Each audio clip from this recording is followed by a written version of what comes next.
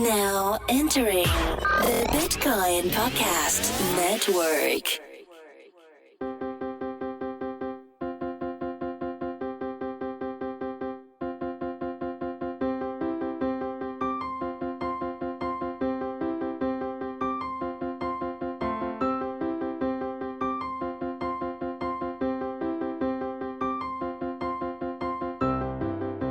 Today's episode is brought to you by KeepKey, the easy, safe, and simple way to protect your Bitcoin, Ether, Litecoin, and many other digital assets. There's no time like the present to protect yourself from hackers, malware, and viruses. Visit keepkey.com to order your secure hardware wallet today and use the code HUMANIST10 for a limited time 10% discount. Hello, everybody. So before I start today's episode, I just want to do a life update. So I've joined the MIT Media Lab's Digital Currency Initiative as their head of community and long-term societal impact, which I'm pretty excited about. Really nice group of aligned people there. So that means that I'm going to shut down my Patreon. I've shut down my Patreon, and that this podcast will likely continue, but possibly in a different form with the Media Lab or with the DCI or whatever. So we'll see. And I just, as another quick note there, this podcast was recorded before I joined the DCI, so clearly these are my views and do not reflect those of the Digital Currency Initiative, the DCI. So with that, let's get to today's episode. And I interviewed Daniel Schmachtenberger today, and Daniel's done a lot of thinking about these, kind of complicated, complex macro systems that we live in. And as just a quick, I don't know if it's a warning, it's also kind of an excitement. Daniel and I really like operating at these levels of abstraction, so that's where we go. We get abstract. Today about one big topic, which is meta X risk. And so this is not only thinking about kind of traditional, and by X risks, I mean existential risks. So this is not traditionally thinking about like existential risks like climate change, nuclear security, biosecurity, or AI alignment. Instead, it's asking the question, what actually creates those X risks? What creates those existential risks? And you can think of this as something like as two kinds of processes, where we've had evolution as a process, and evolution was generally a nice process that, thank you evolution for creating me. Evolution had micro rivalry, but created macro anti-fragility, right? So the Earth as a entity was generally a blossoming, anti-fragile, symbiotic nature thing. But humans have created this new process as a result of abstraction and design and technology and science. And this kind of process, it has micro rivalry in the sense of like market competition, but it doesn't have macro anti-fragility. Right? We don't have, if you look at the world today or something like the Industrial Revolution was created by a process, and that process doesn't have built into that process is not something that says, hey, let's internalize our externalities, or, let's close these loops. And instead we get something like climate change. And so this process, tech as a process, gives us these multipolar traps with this exponential tech that will produce these exponentially harmful externalities eventually. And so that's the world that we live in, and we need to switch away. We essentially need to create a new kind of process, design a new kind of process that kind of takes the best of both worlds here, where we create macro anti-fragility, but it's not created as an emergent process of evolution and the micro rivalry, but instead is actually kind of by design by us as humans. So that's primarily what we talk about today. And just as a quick note, we put a lot of context before this, so it's definitely juicy in the first 30 minutes, but it gets especially juicy in the last 30 minutes where we go deep on this. So with that, hope you enjoy the episode.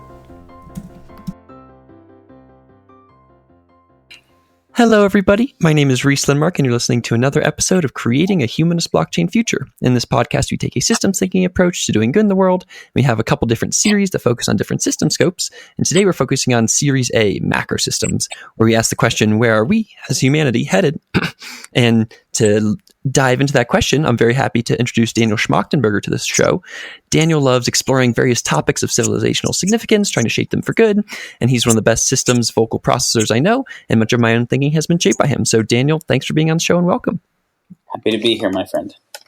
Me too. Okay, so we're really going to push the question, where are we as humanity headed today? And let's kind of start at the top here. And before talking kind of too deeply about our current context or what's happening, Daniel, how do you think about kind of goals? Like, what do you think about goals for our civilization, or when you're trying to optimize for a metric or something like that? What are your big goals? Mm-hmm.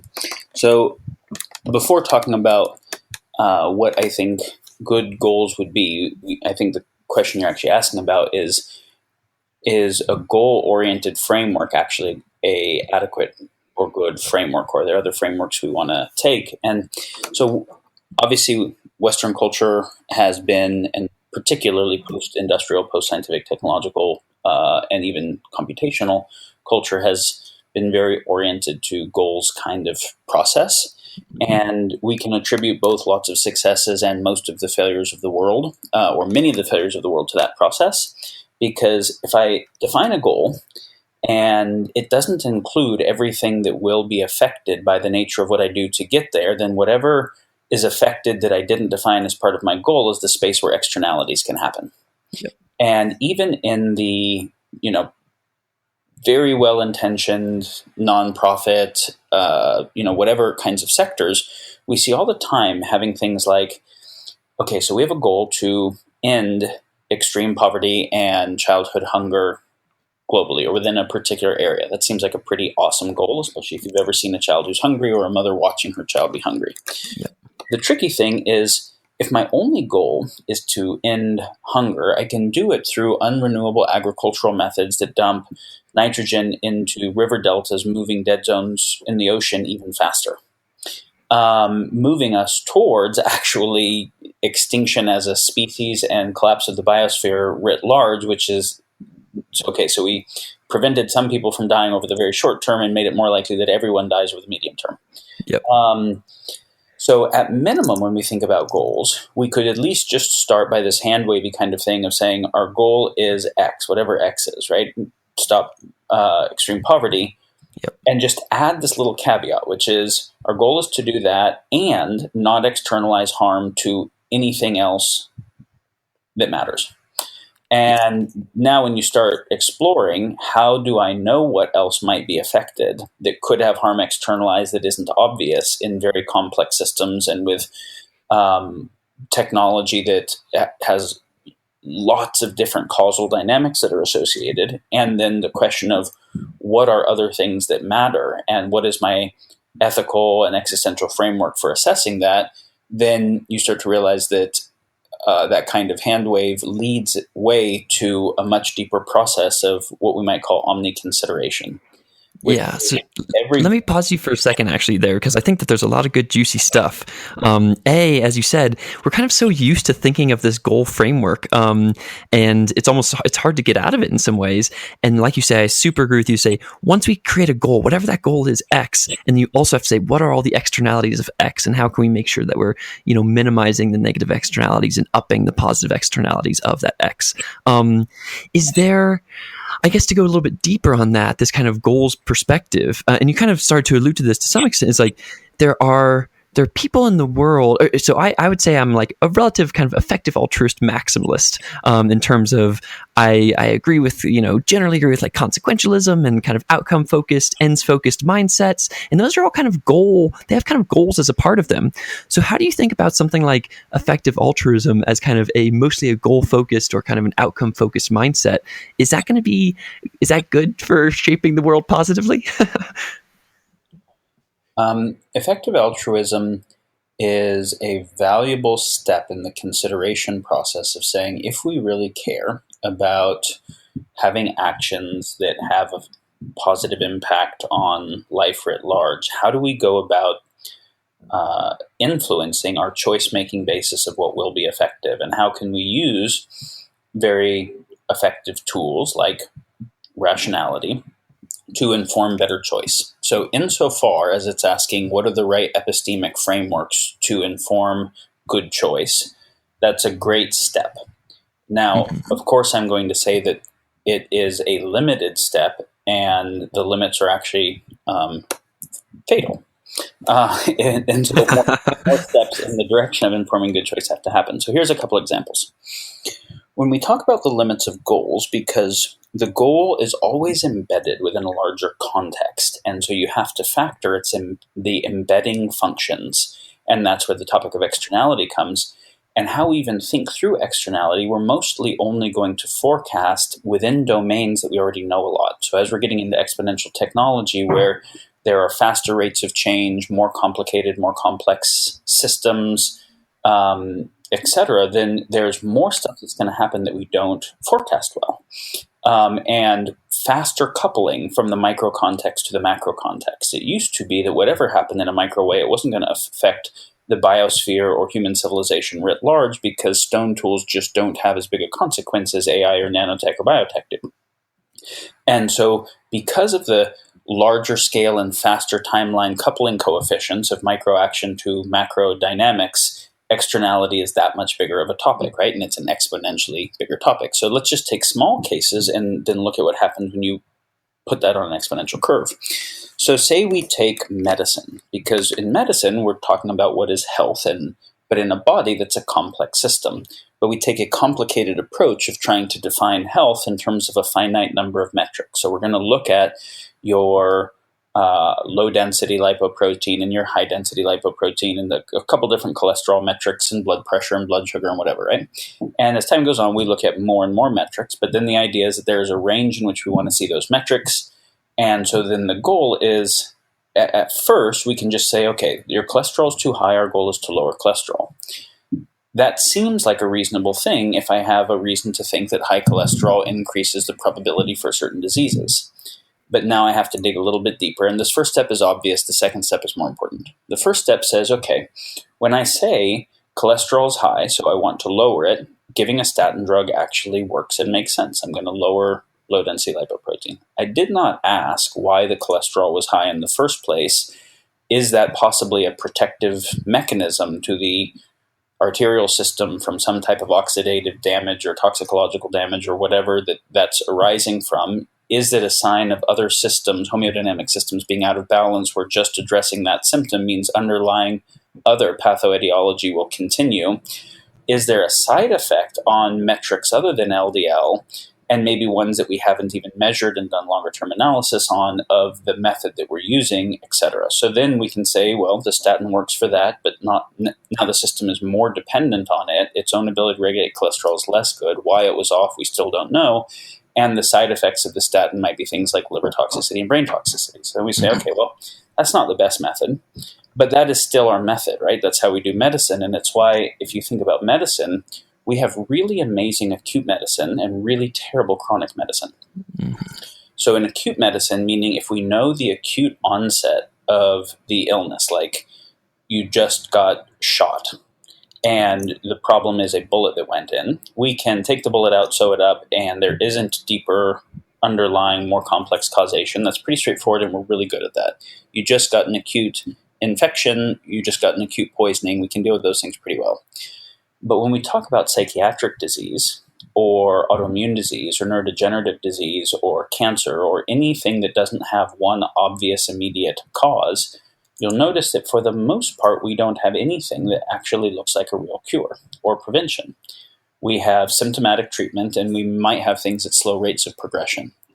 And the reason we don't, and so cancer is a classic example, we can cut a cancer out, we can radiate it out, we can poison it out, but we're not that good at saying why is it growing in a way that it wasn't when the person was younger and that it doesn't in other people, and how do we actually address that? Because it doesn't have one cause. It has a whole bunch of different causes, and they're not even the same set of causes in different people. So now we have to actually not do a generalized bell curve approach, but do a let's understand this complex system uniquely, factoring multifactorial causation, delayed causation, causal cascades, shit that we are epistemically not that good at. We do the same thing for the world. When we're saying we want to feed kids in this area, and we're not saying what is wrong with a macroeconomy that actually creates poverty, and what, et cetera. Like, what are the actual causes of this problem, and then of a particular solution that we're going to come up with that doesn't address the causal dynamics well. what are the side effects of that solution going to be? Is this agricultural method going to lead to more nitrogen runoff, leading to larger dead zones in the ocean that is actually worse for everyone long-term and writ large? And so what we find is then we look at the LDL and say, okay, so we want to look at LDL and these liver enzymes and a few other things. And then we try and put more metrics and run optimization on those metrics, which then we say big data and machine learning will help us do. But this is kind of the key thing. No matter how many metrics, there's a couple things here. When we say that goals are limited, we also are saying that optimization theory is limited for a couple critical reasons. So now I go from 2 metrics to 200 or 2,000 metrics. But there's still other things that are happening that are outside of the metrics that I'm seeking to optimize, that are mostly in either the beyond factorable within this model or the actual unknown unknowns, but that might be critical to the whole system.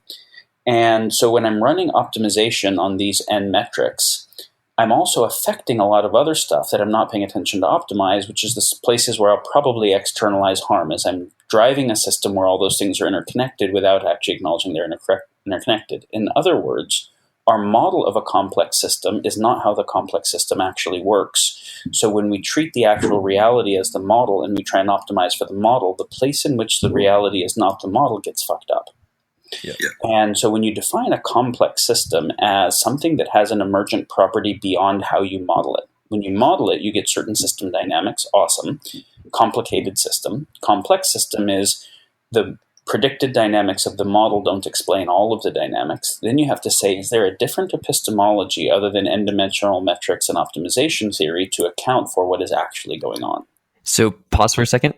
So I agree with a lot of that, and I want to talk about that in a sec. But so you talked about I agree that there's a bad forecasting piece where we live in this world where we have black swan style events and we're hyper interconnected, lots of power, lots of exponentials happening. And when all that happens, if we set our goals and then don't account for the externalities of our actions, then the sad externalities can turn out to be really big because everything's so interconnected and powerful now. And I agree with what you're saying when you think about any of these actions, and this gets into how kind of to think about this stuff. It's like when you think about taking an action, before you do it, think, A, why is there this problem in the first place, to try to go to that root cause level? And then B, what are the externalities of that action? So, and in this final piece, what you're getting to here is this map is not the territory thing here. And it's especially true for complex systems. And so I just kind of want to recap all of that stuff for our listener and then have you go and say, okay, so if we can't use this, if I can't just keep adding metrics to my space, what is the new epistemology that I should be thinking about that will actually allow me to, and allow us to succeed in this new world? Right. So I want to share another framework that will help the consideration here. And this is not a happy thought at first, but it's a necessary thought, which leads us to be more effective in considering how to have happy thoughts around this. So it is that it is a lot easier to break shit than it is to actually protect or build stuff. And there is a entropic preference that we have to consider. And just to have a very simple kind of prima facie of that, the house that I'm in probably took a year to build, and a wrecking ball could take it down in minutes. Mm-hmm. And if you think about an old growth forest and the thousands of years it takes to get the biodiversity and complexity of that forest and how long it takes with a fire or a D9 to take it down, you really get a sense of the orders of magnitude of the timelines for construction versus destruction of complicated or complex systems. And everything from things like that, how long does it take to build a globalized infrastructure and how quickly could we actually break it, all the way to how long does it take to build trust and how easy is it to break it. And so when you factor that, you realize that there's a couple orders of magnitude more ways to break stuff than to build it, and faster time processes on that.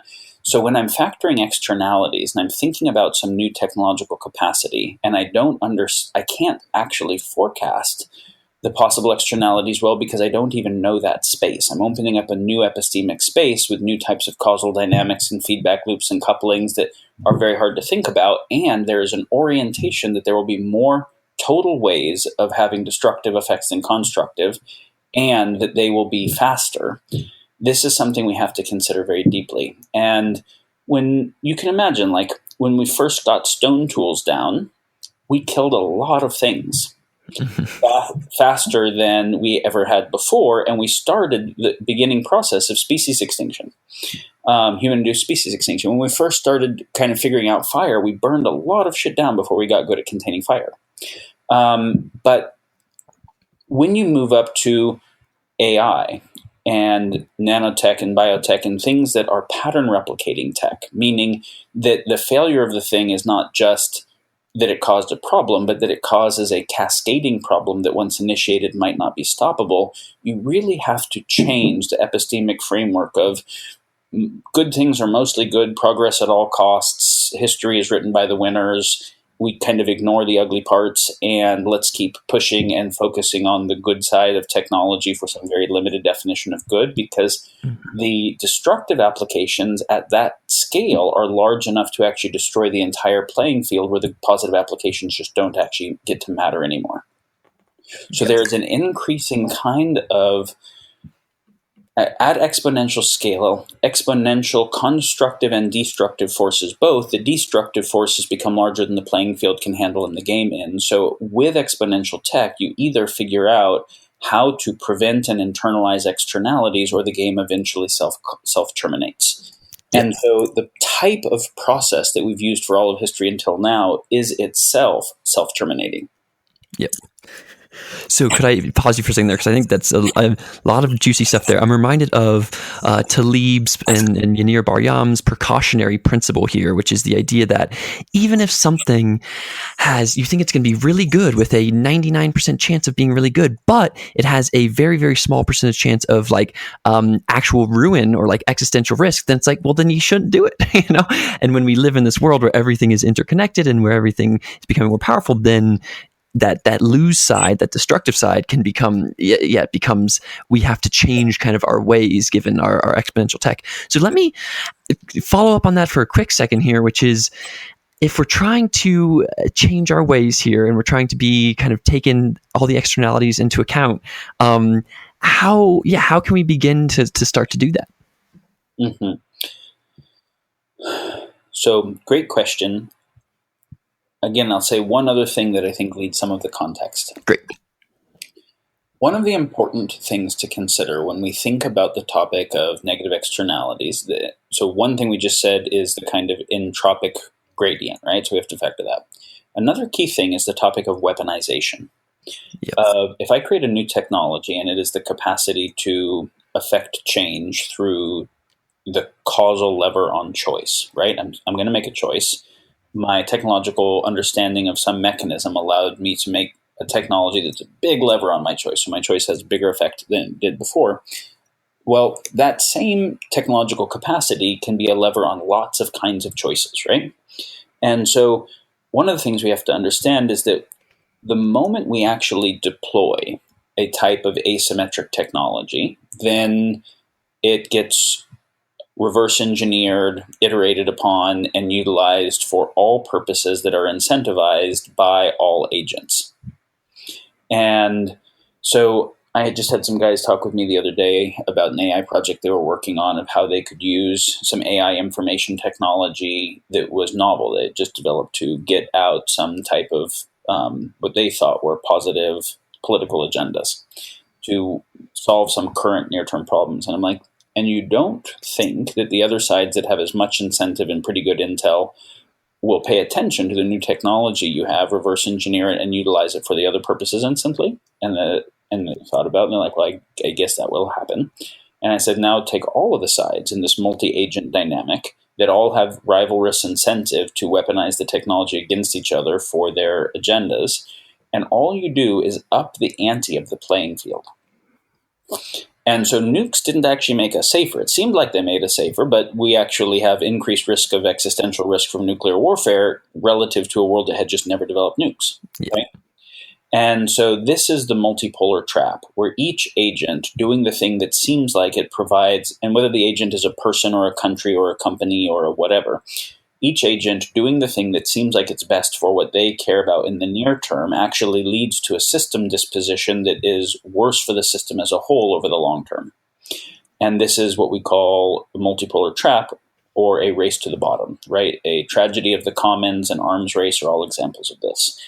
And with exponential tech, we have an exponential race to the bottom type scenario. So one thing you can say is, in terms of goals or necessary criteria of system design, design constraints, is that we have to solve not just for some multipolar trap, but categorically for the class of multipolar traps. As long as you have a rivalrous incentive to utilize technology in a way that will directly or indirectly cause harm, you have a near-term incentive to do that, and you have exponential tech, and anytime anyone deploys it, everyone will be using it for rivalrous purposes, we are actually completely fucked. Yeah. So can I pause you for a second there on that great end? So I agree with this, and this is something that you call like the generator functions of X risk, and these are these multipolar traps. And you can look at it when you think about the existential risks that exist today. There are things like nuclear security, and that's an arms race. It's like, couldn't we have stopped at maybe 3 nukes or something? But no, we have thousands of nukes. And you think about biotech, again, it's like people doing things that are in these win-lose game dynamics where if they stop and if they don't go quicker, and same with like artificial intelligence alignment, it's like, ooh, maybe Google and Baidu and Chinese governments and whoever are going to be nice around and try to be safe, but actually they're going to be in this win-lose game dynamic where if they're the first ones to get AGI, then they will have lots of rewards, and so there's a disincentive to kind of chill and wait for the safety things. And something like climate change obviously is an example of that's like a perfect example of the tragedy of the commons, where you have, it didn't matter that much at the beginning when we started the Industrial Revolution that we were pushing stuff into the atmosphere, but as you say, once it gets exponential, then and we ignore that externality, then we're in one of these multipolar traps where no one's caring about the Earth, and then everybody gets screwed. So I agree with all that. I also agree with you in saying this weaponization piece is a very interesting one. And it takes this weird mindset that we talked about a little bit before, with this weird kind of omni-considerate mindset where you have to kind of, and this is both powerful from an individual perspective where you try to steel man the other person, but it's also very powerful from this kind of systems perspective where you say, hey, if I do something and, well, maybe it's good for me, but what happens if everybody does that? Then is it still good? And is the thing that I'm using, the tool, and I just did a podcast on new power, these kinds of new power, are those tools and those kinds of powerful things, how are they going to be used by quote unquote the other side? And you need to think about that in terms of this weaponization piece. So I agree with all of you here. One thing that I might be worried about, just as a heads up, is like this, to some extent, I think that people might get stuck in a trap right now, which is what I would call maybe like a postmodernist trap, where it's like we had been in the world of modernism. We were excited by the world. We said, hey, we're going to be nationalists. We're going to go. And then postmodernism came around and we rejected those myths. And we said, no, nothing can be real. And like everything is kind of gradients or whatever. And it feels like maybe a similar thing here where you say like, oh man, Reese, we need to think about all the externalities all the time, or like have omni consideration all the time. Or like, how can we then make choices if we have to be worried about the externalities kind of everything? Yeah, great question.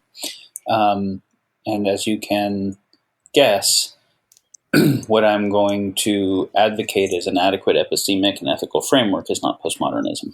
Nice. A couple more parts that we need to construct in here is, so one thing regarding weaponization, and just a very simple practical thought for people who are wanting to do good.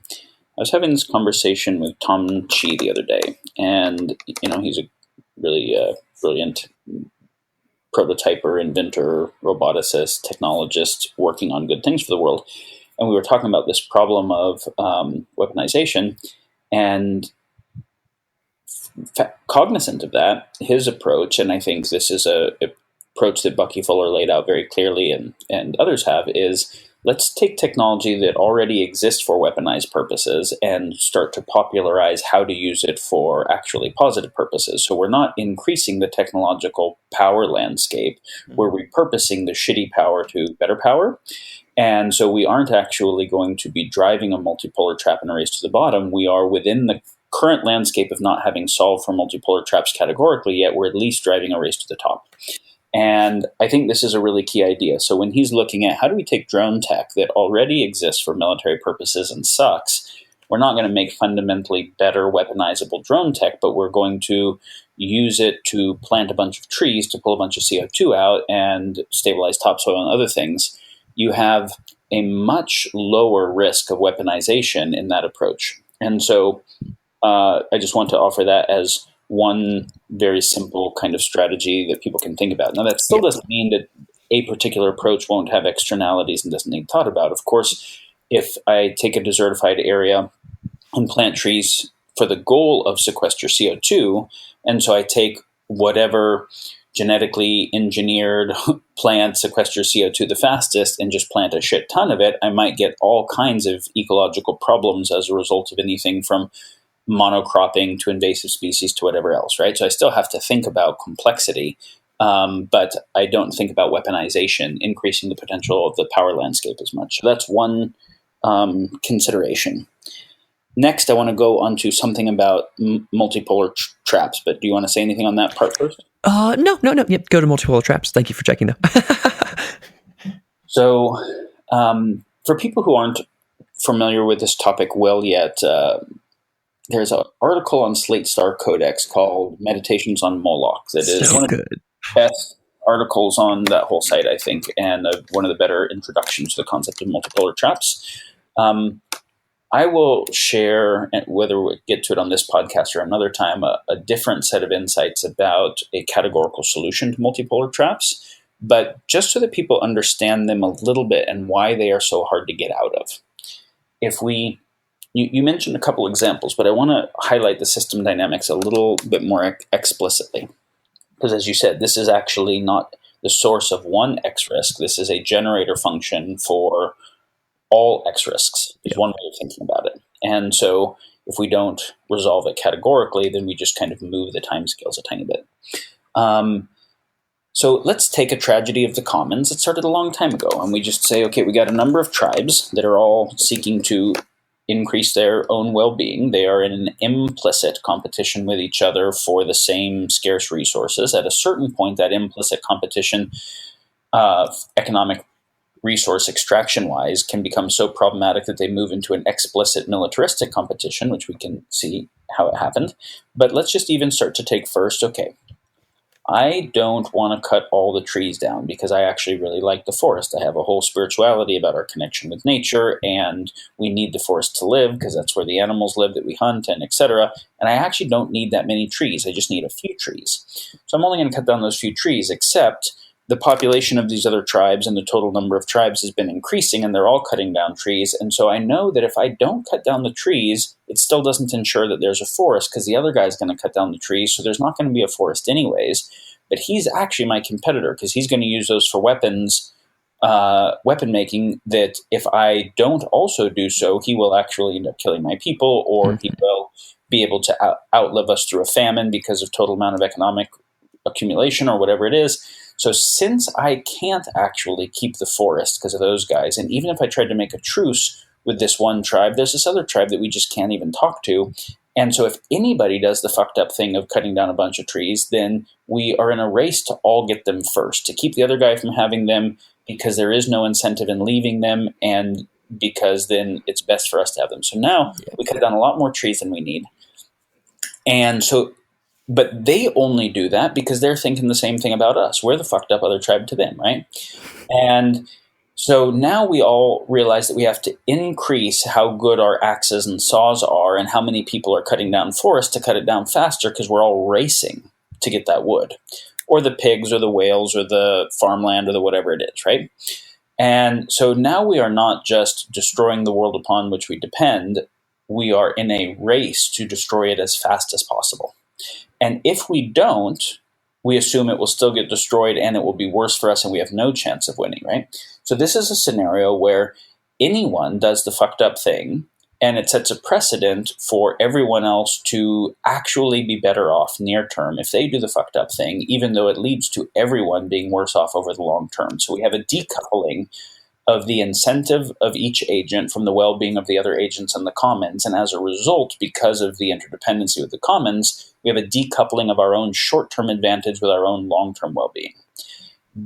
if I take the case of tragedy of the commons, we can see how recalcitrant and tricky those are. If we take the case of an arms race, we see the same thing.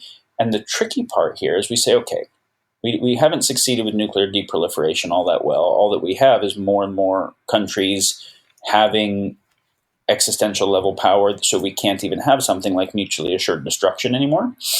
And obviously exponential tech can make that non-state level actors and not even traceable types of dynamics.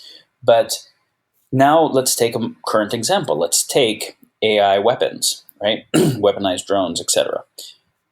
There is no general in the world that wants to live in the world where those weapons are ubiquitous. Yep. There's no military contractor, military hawk, whatever, who thinks that's actually a nicer world to live in. Everybody knows that our chance of all being killed by AI drones goes up if any of us fucking build the things.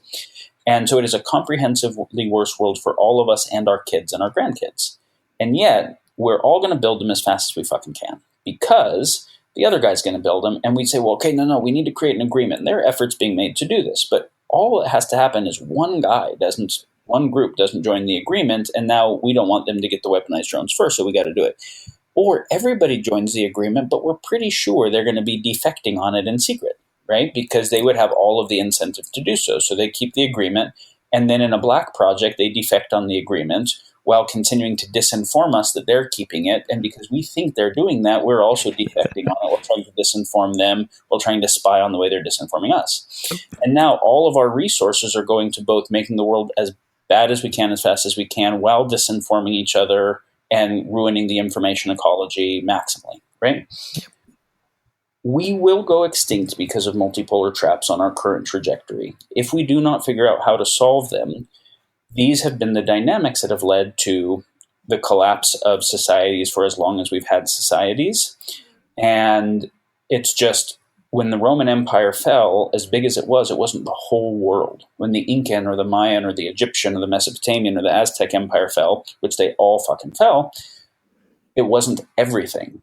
As soon as we have a fully interconnected global supply chain where there's not a country in the world that could actually build the computer that we're speaking on from scratch, that the mining, refinement, hardware tech, software tech, etc. is happening across the whole world, then we realize that the civilization, that we only know how to build civilizations at collapse, and that the collapse of a fully globalized civilization and where the environmental damage that's happening is at the level of the whole biosphere, not just a particular ecosystem, we say, oh, the way that we have always been, multipolar traps are old, the way we have always been, that has always caused wars and environmental destruction and etc., is at a level of magnitude that we don't actually get to make it through. So it's not that the problems are different in kind, they're just different in magnitude and speed, where that ends up being different in kind because you don't actually get to keep going through the boom and bust cycles associated.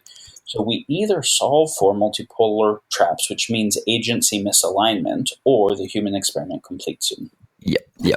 I think I really like what you said there around. I mean, like is a modern term. I wish it were not the case, but I think that you did a good job of explaining. As you said, we've only ever built civilizations that have collapsed, and we live in a world now. And I think that you're correct to say, like, we both often talk about the, distributed exponential interconnectedness. And I think part of the interconnectedness, I often talk about like the 4 billion network smartphones, but I think the global supply chain thing is crucial to that as well, that everything's interconnected through the physical world as well, in addition to the information world. And I also like what you said about decoupling. When we think about these multipolar traps, it's decoupling yourself from kind of the collective and the commons. And then it's also decoupling your short-term goals from your long-term goals. And so that's where the issues become. Cryptocurrency is vibrant and exciting, but it's not without its share of bad actors. Exchanges and personal accounts can get hacked, computers can be infected with malware. Left unprotected, your digital wealth is up for grabs. Don't let yourself be a victim. KeyKey is the safest and simplest way to protect your Bitcoin, Ether, Litecoin, and other tokenized assets. This hardware wallet is a separate device that you control. Brought to you by the pioneering team at Shapeshift, KeyKey works with the wallet software on your computer to manage your private keys and transactions. Your device is PIN protected, which provides protection if it falls into the wrong hands. Its large display lets you carefully view and approve every transaction. And if your KeyKey is ever lost or stolen, you can safely recover your device without compromising its private keys. The bottom line, you'll sleep easier knowing that your digital wealth is safe and secure. Visit keepkey.com to order yours today and use the code HUMANIST10 for a limited time 10% discount. So I guess to check on one thing here, though, I think, and from like a little bit from an effective altruist perspective, is when we think about these kind of, I agree that if we don't solve multipolar traps and these generator functions of X risk, then we will self-terminate. I fully agree with that. But the question is, at what timeline? And so you can imagine a world where we're trying to solve these we're at this super abstract kind of meta level and trying to solve these kind of generator functions of X risk, while, oops, one of the X risks actually killed us. You can also imagine vice versa, where we only solve one of the X risks, but then the generator functions kill us. So how do you think about kind of the cost of delay there in terms of like what stuff we should focus on at which time? If you are focusing on winning at the game that is killing everything, then you are asleep or insane. I kind of agree, but wait, let me pause. Let me push back on that for a second. You can imagine a world in which, let's say, you and I had the ability to solve an existential risk. Let's say we could press a button and climate change went away or whatever. That'd be sweet. Or we could concentrate on solving the generator functions of X risk. I could see some versions and work on that for like a longer time or whatever. I could see a version of reality where certain people try to solve the X risk itself rather than the kind of meta level generator functions. Do you know what I'm saying? We have to be focused on the generator functions, because otherwise, not only if we try and solve for a specific X risk that is a result of the underlying system architectures and dynamics that made that risk and lots of risks like it, not only do we not solve the other cases, but there is a decent chance that, as we've mentioned about goals before, we actually solve it in a way that makes something else more likely. And this is why, so when I said, if we are trying to win at the game that is killing everything, basically win at rival risk games, and we're asleep or insane, meaning we just either don't understand the phenomena or is something else wrong, then what we also realize is that trying to just keep addressing the symptoms without addressing what's causing them doesn't make any sense either. And so then we have to say, okay, well, at minimum, I want to focus on, if I don't know how to solve the underlying generator functions, I at least want to make sure that the actions that I'm doing, to the degree that they are successful, create precedents where if more people do them, the system at least moves in the right direction. It's a race to the top rather than a race to the bottom. I at least want to make sure I'm doing that. Meaning I'm creating dynamics where my ability to win is through better partnership rather than better rivalry, rather than the example where I figure out that if I get if I figure out how to factoryatize farms, I can produce more meat per dollar and have higher margins on my meat, moving towards ubiquitous factory farming that is just ruinous for everything. That's been a multipolar trap race to the bottom. The kind of free range or organic movement that is saying, no, people will actually pay more for the thing that is healthier and better for them, that also happens to be better for the world and less ethically terrible. Let's do something where, to the degree we succeed at this and other people follow, the system dynamics are better. That doesn't categorically solve for the issue of multipolar trap, but it at least says within the kinds of systems we understand, like capitalism, we're going to move system dynamics in the right direction. So one of the things people want to really focus on is the source of differential value that they're able to provide within any project, within capitalism, something that, to the degree that it's successful and other people try to replicate it, creates system dynamics that move in the right direction versus the wrong direction. That's at least one way that people can think about within the current systems how to be in the right direction. Yep. And of course, some people will be focused on how do we actually solve the underlying generator functions. And we spoke about the generator function from one perspective, which is that rival risk dynamics cause harm, yep, and that exponential rivalry causing exponential harm self-terminates. Yep. There is another way of speaking about the generator function that is even more fundamental and abstract, and I think it would be worth sharing that because it speaks to what we have to change if you're interested. So, and actually I was about to go there because we're operating at the level of what I would call meta X risk, the generator functions of X risk. We pushed down for a bit there to the actual X risks themselves, and now let's go actually one level of abstraction further up. So tell me, what is the thing that is actually one level above these generator functions of X risk? Yeah. So the one generator function we've talked about, rival risk dynamics, we got that. I want to give one other example of a generator function, and then we'll go to an even more abstract unifying framework. Great. So when you mentioned, hey, let's say we solve climate change, is that adequate, and is it even an appropriate thing to do? So So let's take an example where we're not focused on like increasing war through exponential tech, weaponization or whatever, but we're focused on simply environmental collapse dynamics. So when we look at environmental damage dynamics, all the environmental damage that we look at can be thought of in terms of either depletion of unrenewable resources or accumulation of waste streams that aren't being processed in real time.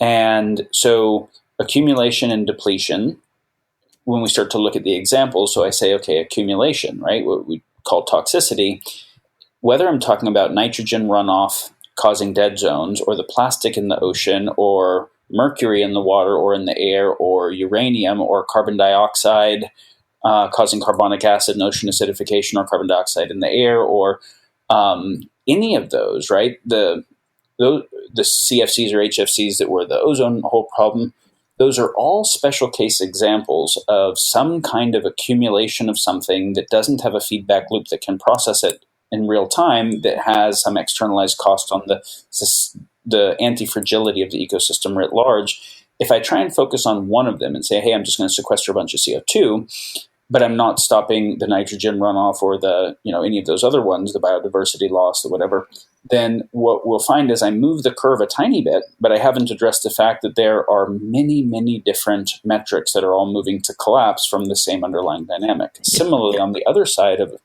depletion, whether I'm talking about cutting down the old growth forests or overfishing the ocean or species extinction or biodiversity loss or peak nitrogen or peak phosphorus or any of those things, those are all examples similarly of unrenewable resource utilization and an exponential curve on how that is happening. So then we say, let's put those both together, and we look at that in a natural ecosystem like a forest, there is no unrenewable use of resource and there is no accumulated waste. Every new thing is made from old things. All the old things get turned into new things. So you have comprehensive loop closure. All the atoms are in closed loop atomic cycling, so that the atoms from one thing, when it dies, become new things at the same speed that things are dying at, or turning to waste. The anti-fragility of nature is a function of a few things, but primarily for this example, a function of closed loop dynamics. The fragility of the human-built world is largely a function of open-loop dynamics. So when we look at depletion on one side and accumulation on the other, those are the two sides of a linear atomic economy or materials resource economy, that we can say the underlying dynamic of linear flows rather than closed loop cycles, or open loops in a network diagram is the way we define toxicity writ large. Then we need to work on the generator function, not of just this one specific accumulation or depletion issue, but how do we have a process by which comprehensive loop closure is built into the choice-making processes of all humans everywhere? Yep. And as soon as we start thinking about it that way, not just like how could we do it somewhere, but how do we create a different type of behavioral dynamics, from incentive structures to collective intelligence structures, so basically the sense-making and choice-making dynamics that lead to all agents thinking about and working towards comprehensive loop closure, that is now at a meta level to all of the specific instantiations. So now we go one level deeper and we say we talked about rival risk dynamics multiplied by exponential tech, self-terminates. We also talked about linear flows, open loop flows on a finite planet also ends up leading to collapse dynamic. There is something that unifies both of those. So we can say it's a meta X risk. Yep. And we noticed that both of these involve specifically human choice empowered by technology in relationship with some kind of world or commons, right? And so if I look at rival risk dynamics, if there wasn't exponential tech, if we stayed with stone tools, we wouldn't really have any risk of self-induced extinction. We would just keep killing each other. But we wouldn't kill everybody. We couldn't have a war that killed everybody, and we wouldn't be able to cut down all the trees, right? Yep. And so specifically, it requires not just tech, but ever-growing tech, right? Tech feedback curves. Yep. And similarly, if our tools were limited to a size where, like, say we had just fishing lines, not mile-long drift nets, we wouldn't fish all the fucking fish out of the ocean. But as soon as we've got mile-long drift nets and we've got D9s taking down forests and slash and burn, whatever else, then again, we start to see these fragility dynamics get larger than the playing field can handle because you've got movements that are faster than the anti-fragility can process. Now we say, why is that? And here's the key insight for all the people that are thinking about how can we use technology to make the world better and use technology in a fundamentally evolutionary way. And the fact that people might say, well, look, nature's rivalrous. And so we take market dynamics as kind of an example of a social Darwinism of looking at how nature works and applying it to ourselves. And am I talking about something that sounds like it is not how nature works? Well, kind of yes and no. But this is really, really critical because this is one place where people think they're thinking through formal systems, but they're the wrong formal systems. In nature, pre-humans, let's say pre-Homo habilis and the development of evolving technology or developing technology, we see micro rivalry, meaning this lion and this gazelle obviously in the moment of the chase have a rivalrous relationship with each other. The lion wants what the gazelle doesn't want, the gazelle wants what the lion doesn't want, and they're kind of mutually exclusive. So cool. We have a rivalrous dynamic there at a micro level, and yet gazelles as a whole species and lions as a whole species depend upon each other, and if either one died, the other one would probably go extinct. And so then we say, how is it that in nature, micro local rivalry leads to macro symbiosis and interdependence? Yep. And is it the same in humans or not? Because obviously social Darwinism and laissez-faire capitalism says, yes, it is the same. We compete and the best happens and we innovate, and those who produce the best goods and services at the best values who proliferates and have the most money, because money is a concentrated form of choice making, but they did the good things with choice, so they should have more choice making. Like, that's the idea, right? Yep. And it is gibberish. And it's important to understand really critically why it's gibberish.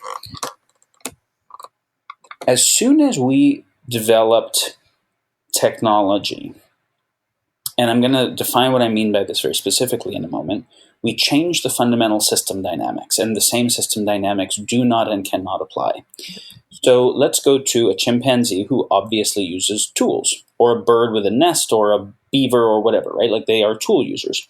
If I give a chimpanzee, or if a chimpanzee just finds on its own a rock and it wants to cut some vine, and it just starts rubbing the rock across the vine, it experientially notices how good this particular rock is at cutting. It has a eminent experience of that. If it picks up another rock and they experience it cutting faster, they will use the sharper rock. If you give them a knife, they will experience it cutting faster and they will use the knife. But they have never invented knives, and there's a reason. Is that our current standard narrative said this started with Homo habilis, this kind of tool evolving capacity rather than just tool using capacity. So let's take that.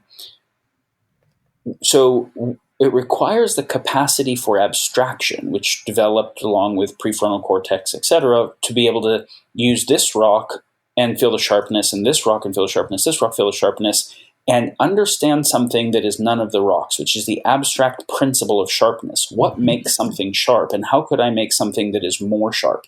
Now I'm not focused on the instance of any of the rocks, but a principle that they all have in common, but that is none of them. That abstraction capacity seems to have emerged with some earlier hominid and then have zenithed in Homo sapiens. And that allows us to say, well, I would try chipping it with to make an arrowhead, and then I would make a knife, and then I would make a laser, right? I can keep doubling down on the abstract principle of sharpness, so I get evolving tech. And this is why beavers are kind of doing the same thing they were doing a long time ago with regard to tools. It was part of an evolved dynamic, and we are changing our entire environment one generation to the next so radically. Now, why does this matter? Evolution, and I know this is a bit of a long one, but this is because this is actually the heart of the whole fucking thing, so thank you for indulging me. Yeah, it's good. Evolution is a kind of creative process, meaning it is a process by which new stuff comes to exist that didn't exist before. And when we think about what the process of evolution is, we have some kind of mutation and some kind of selection dynamics, right? So there is a distribution of things that are pretty similar but a little bit different. And then the ones that are a little bit different in a slightly more adaptive way in the moment, meaning can either survive or mate better, end up having a better chance of making it through. Whatever characteristics led to doing that get doubled down on, etc. Right? So what we find is that process happens extraordinarily slowly, not by design. It's an unconscious process, right? There's an unconscious process of mutation and an unconscious process of selection. Nobody is saying, this one seems like a more true, good, and beautiful approach. Let's go with it. This seems like it'll create a good future into perpetuity. It's just these guys actually got food better or mated better, and that's what gets selected for, which can include selecting for things that move in the direction of increasing violence, dominance, capacity, whatever. But at least in nature, one of the things that happens is that the rivalrous dynamics, where power is used in a rivalrous way in a micro context, there's a symmetrical coupling of the rates of power change. So as lions are evolving to be better hunters over the course of hundreds or thousands of generations, gazelles are also evolving to get faster. Because the gazelles that make it through are better at getting away from lions, and the lions that make it through are better at getting gazelles, right? And so their reproduction times are similar enough, and their system dynamics they're embedded in are related. So you don't get asymmetries of power. You actually have a radical binding of power symmetry from lion to lion, and from gazelle to gazelle, and from lion to gazelle, and from gazelle to plant, and the whole thing, right? Mm-hmm. Now, this is key. This is actually the essential criteria that makes micro rivalry lead to macro symbiosis, is the symmetrical power binding. Imagine for a moment that I could make a mutation where lions got 100 times better at killing in one generation. Well, in that one generation, they would kill all the gazelles. They would eat them all. And then they would go extinct. And so what we would find is that those species that were so much more effective than their environment could actually navigate and create resilience to would self-terminate because of their own effectiveness independent of the ecological niche they depend upon. They would be debasing the substrate upon which they depend through their overexpression. And we see this. A virus comes about that is so lethal that it kills the host before it gets to actually propagate. And then less virulent versions of that virus get to propagate more, and nature actually ends up selecting for a virus that's moving more in the direction of symbiosis than just lethality, right? Yeah. And so evolution itself has this symmetrical power binding. Why this is so fucking critical to understand is because nature does not select for individuals of a species, and it doesn't even select for species. It seems to over the very short term, but as you zoom out, over the long term, it selects for self-stabilizing ecological niches, where the particular members of a species that seem like they're getting selected for over the short term, that are super lethal, over the long term self-terminate. And so the things that make it through long term are these radically anti-fragile symbiotic systems. And so we get that in nature. And we look at the most badass apex predators in nature, whether we're looking at a lion or a shark or whatever, and we look at a lion killing a gazelle compared to what a human factory farm of cows looks like, right? And we look at a shark eating a tuna compared to a mile-long drift net. If fucking great whites got mile-long drift nets, the whole ocean would have not existed a long time ago. And so as soon as we developed technology and the ability to double down on technology, we broke the power symmetry. And we have to think about two applications: humans with regard to other humans, and humans with regard to the rest of nature that they depend upon. So humans with regard to other humans, the most powerful lion is not that much more powerful than the next most powerful lion. And is not even that much more powerful than the average lion or even one of the weaker lions. If you think about it, like the most powerful lion is maybe 1.1 or 1.2x more powerful than the up-and-coming lion, who will overtake him soon. Now look at human power distributions and say, how much more destructive power does a Putin or a Trump have than you do? A lot. Orders of magnitude. Yeah. Like, the ability to destroy the whole planet versus the ability to like maybe hit somebody, right? And maybe you can get a gun, right? And you look at it, you're, okay, I don't know, is that 9? Is that 12 orders of magnitude? It's a lot. Okay, well, that's a huge fucking power asymmetry. Now, humans with regard to nature, we can cut down a forest much, much, much faster than forests can replenish. We can use up resources faster than they can replenish. We can create toxicity faster than they can replenish, etc. As a result, that's why the open loop dynamics matter so much, is because nature cannot actually process the speed of transitions that we are making, right? And because we are increasing our predatory capacity faster than the environment can evolve, because technology is a second creative process. What we would call design is a consciously mediated, abstraction-oriented process. Evolution is an unconsciously mediated, non-abstract, eminent kind of process. Evolution leads to radical interdependent complexities. Technology allows the selection over the short term of something that has independent of its relationship with the rest of the whole. And so as soon as we get that those are mathematically fundamentally different, design gives us complicated systems that are all fragile. You notice everything that humans build. The house that I'm in can't repair itself the way that a forest would if a fire took it. The computer I'm on doesn't repair itself in the way my body does. So design gives us a finite number of parameters that we can then externally build something for, right? Complicated systems, but very, very powerful.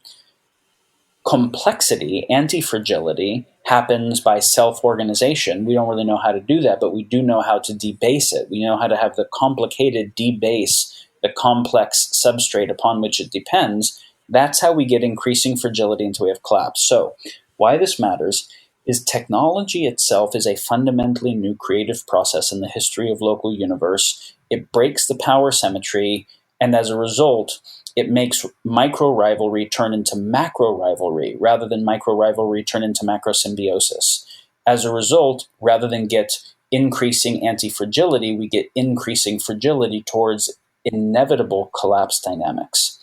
And so what that means is the relationship between the creative process called technology, creating complicated systems, and the relationship between the evolutionary creative process, creating complex systems, the relationship between those is the thing that we actually have to change and modulate, because we still have rivalrous basis for choice, humans choosing against each other in a rivalrous way. That came from evolution, but now extended through design, technology, complicated systems, our understanding of causal principles, optimization, in a way where the rivalrous dynamics are no longer checked in a way that creates any balance. So what we actually need is a new creative process, a new process by which new stuff comes into existence that is neither evolution nor design. It is a third thing, where we're not designing parts we're not designing individual pieces of technology that empower rivalrous choice-making bases. We're not waiting for anti-rivalry at a macro level through evolutionary process. We are actually designing self-stabilizing, complex ecological niches and designing in the relationship between the complicated and the complex to be itself metastable. That, what we would call evolution by design, or sometimes referred to as transcendental design, is a actual different mathematical process of new stuff coming into being than either evolution or design is. And we can see that at the heart of it, design is all about the understanding of causation. We can understand the law, we can understand how a causal dynamic works, we can make a tool that allows us to manipulate that law, right? So science is the understanding of causation, and then technology is the application of it to have more effective causation, to be able to cause stuff at larger scale. But our basis for choice, science doesn't give us a good basis for choice because it's first person and science studies third person, which is why it said we say what is, not what ought. Our basis for choice is still coming from social Darwinism, still coming from a rivalrous evolutionary basis. Those two together is an unstable system heading towards collapse. We actually need then a theory of choice beyond game theory, beyond social Darwinism, that can be an adequate container for our causal dynamics and to be able to actually hold the relationship between choice and causation appropriate to have metastability. That is, if you want to talk about the macro level of the generator functions of X risk, it is the relationship between choice and causation within the field of change and the necessity for a theory of and systems of right choice making at the level of individuals and collectives that can steward the level of causal power that we have through technology in ways that will create systems that are actually anti-fragile and metastable. Boom. I like it. Thank you for the conclusion there. And just for the listeners, and I'm just going to wrap up and then we'll kind of transition to full wrap up mode. But as you said there, first, we've already been talking about the generator functions of X risk, or one of them, as the rivalrous games with distributed exponential technology with interconnectedness leads to self-termination. And you can think about the loop closures as another part of this, where you have, from a stock and flow perspective, you have depletion or accumulation of various things. And when those go to zero or when those go to infinity, that's also really bad for us. So those two things are generator functions of X risk. But in fact, as you're saying here, there's one meta level above that, which is to say that both of those things are the result of this new kind of process, this new technological process. And that process is different than the evolutionary process. And the evolutionary process, as you said, is really good at taking, if you think from a multi-scale perspective, it's really good at taking the micro rivalry and transforming it into macro, symbiosis or anti-fragility.